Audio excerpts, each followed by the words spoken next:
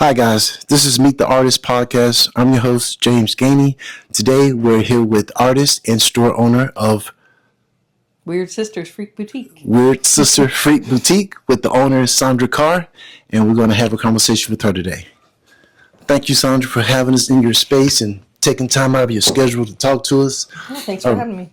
If you would, introduce yourself, and for anybody who hasn't discovered you and your space, if you would give us a little background on both, please. Okay, well, Weird Sisters Freak Boutique is exactly what it is. Weird Sisters, it's for weirdos, all sorts of weirdos. It's a place where everyone can feel at home, unless you're a mean weirdo. We don't like the mean weirdos. It's a freak boutique. It's kind of a place where you get festival wear, unusual pieces. Some of the pieces are kind of normal and trendy, but there's always something a little bit unusual about everything that we pick up. Gotcha. If you would, could you tell us about the room that we're in right now? This room is amazing. Sure. This is the portal. So every room here is a portal of a different kind. You enter through the gift shop. You dance your way through the world's tiniest disco. And then you end up here in the portal. And the portal is, I call it a speakeasy created by an alien from outer space. And it's speak easy, not speakeasy, because aliens don't understand what speakeasies are. Correct. So there's no alcohol. We serve weird sodas, and sometimes on weekends we serve experiences here at the Experience Bar. Can you tell us more about that? Sure. So either I or someone else has interactions with people, and you pay to have an unusual experience. One of the experiences, one of the most beloved experiences is called the bargain quest, where you give a quest and then you reach into a hat and you get to take a quest. And there's a weird kind of serendipity that happens when you do this correctly. So, Got you. And we're always kind of chasing the serendipity. Now, you mentioned portals. It's made up of portals. How many actual portals are in your store here? That's a really great question. I haven't counted. Let's do that. Let's do that. You enter through, well, first of all, you come in the Hidden Underground Experience, which is the building that we're in. Right. So many years ago, like 20 years ago, a man named Michael Foster, who was the school librarian here, he has since passed away, but he created this downstairs like tiny town underground. So the first portal you enter is you go into a really boring building on the outside, and you end up in this tiny historic town underground. And then you enter through the gift shop, that's 2. And then you dance your way through the world's tiniest disco, and you end up in here, so that's 3. And then you go through a wardrobe, which is out of your camera range, into the Enchanted Forest, that's 4. And I'm working on right now the Shadow Garden, which will be 5. But there's like 2 more planned. Okay. Gotcha. The Shadow Garden, is that for a special event that you have coming up, or is that just an extension of the portals? No, it's an extension of the full idea, but it's kind of going to be think Kali meets Baba Yaga, just the darker side of things. So, kind of exploring your shadow side. We sort of like to do that. We like to challenge people a little bit. That's not really a recipe for retail success, but it's working for us, Exactly.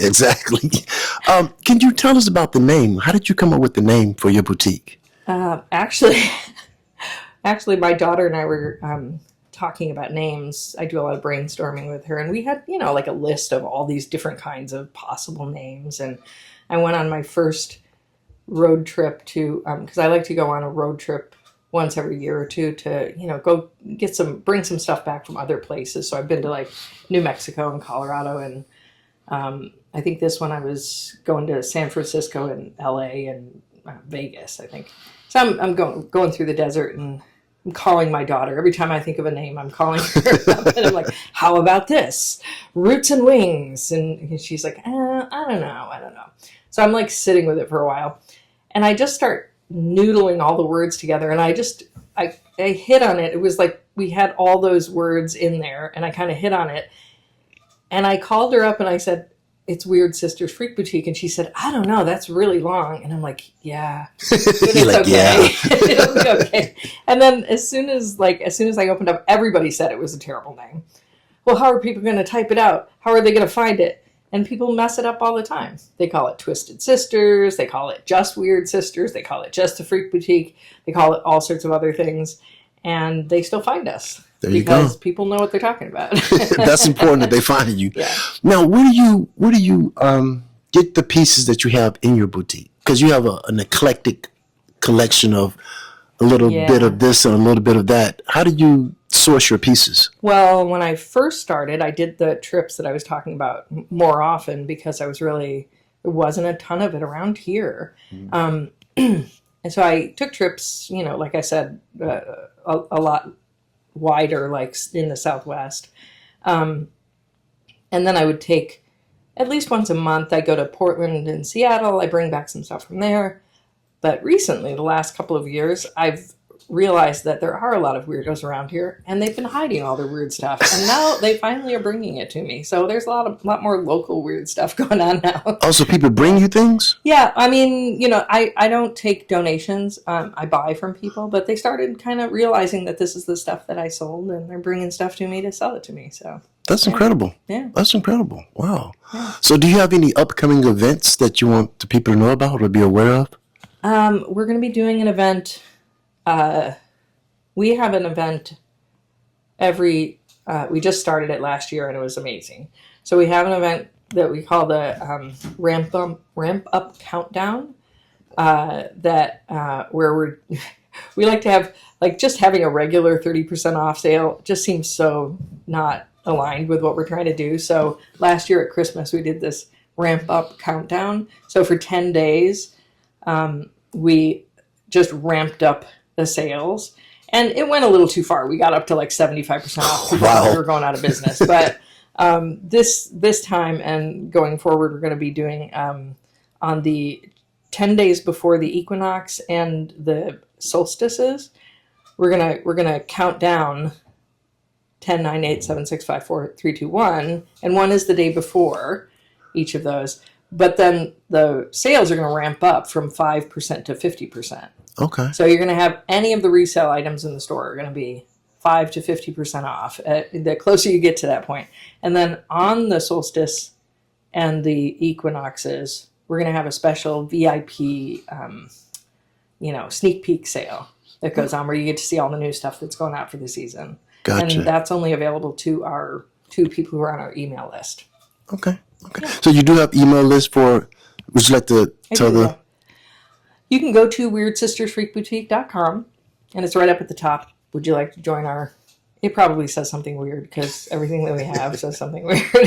Okay. I forget. I'll definitely put that in the captions underneath. Now, Sondra, would you show us around your wonderful store here? You want me to show you around? Yeah, would you show us around the store? Do you want me to tell you about it? No, I'm gonna pause. Oh yeah. And then, guys, we're gonna have Miss Sondra show us around her wonderful store here. Is that okay? Yeah, all absolutely. Right. So we're gonna pause, guys, and we'll be right back. So. Okay, guys, we're back with Miss Sondra Carr. Sondra, if you would, please give us a little background of your artistic background, if you would, please. Well, I have a degree in sculpture from Concordia University in Montreal. And I have done a lot of work for raves and like Burning Man and other festivals. So I did a lot of immersive installation work for them. And that's kind of how this grew out of all of that. Wait, you can't run past Burning Man. You got to give us a little bit more on that. I did my first honorarium in 2006. I built a mountain of faces that you climb up and then go inside of. That's amazing. This piece that you're standing by, could you give us a little? Sure. This is Cosmic Karen. She is like it says on her sign, she'd like to speak to your leader because she has some issues with our species that she'd like to discuss. Excellent.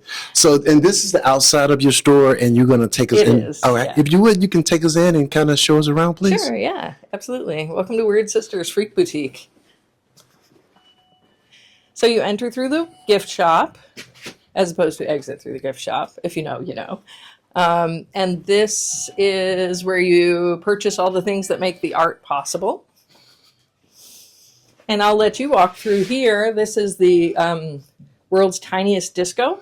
If you walk through there first, well, let me go close the door. This is how you want to really see it. Like this. Ready? Ready. Start walking through. Here we go. Here we go, guys. Oh, wow. Now, for copyright reasons, we cannot have you hear the disco music.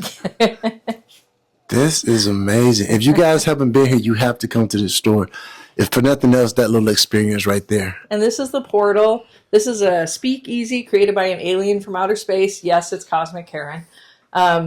Sometimes on weekends, like in the summer, we do have an experience tender over here at the experience bar. And you can buy experiences from us. You can also buy weird sodas. Now, the ceiling, was that your ideal or was that a Oh, yeah, we put everything in here. It was just a shell.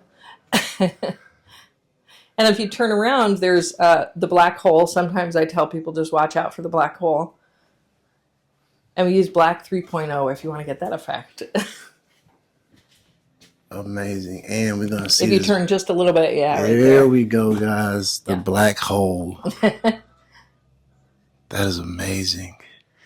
And then now it's a little bit underwhelming right now because I am working on something, but this is the wardrobe, and usually it opens into an enchanted forest called the Outlands. But right now it's kind of dark because I'm working on the back, but you can kind of come in and see. Sorry about that. I mean, you can peek around and see the chaos in the back if you'd like. We like to leave a little bit of an opening so people can see the works in progress. But there's like probably another, This is a sneak peek, guys. That is amazing. 4/5 of this space is blocked off right now until I get that done. Hopefully this weekend. How long have you been working on that? This over here, Mm-hmm. I mean, I built the witch's hut in probably about 2.5 years ago, but the full concept has just kind of come together in the last few months. Gotcha. Well, Sondra, I want to thank you so much for taking time out of your busy day Thank you. and sitting down with us. Is there anyone you want to give a shout out to or say hello to before we close? My kids, Harper and Electra. You see Harper, sometimes he helps out here. I guess just my kids. The rest of the people in the building. It's a fun building. There's lots of other stuff going on here. There you go. Thank you again, Miss Sondra Carr. This has been Meet the Artist Podcast. Thank you, guys.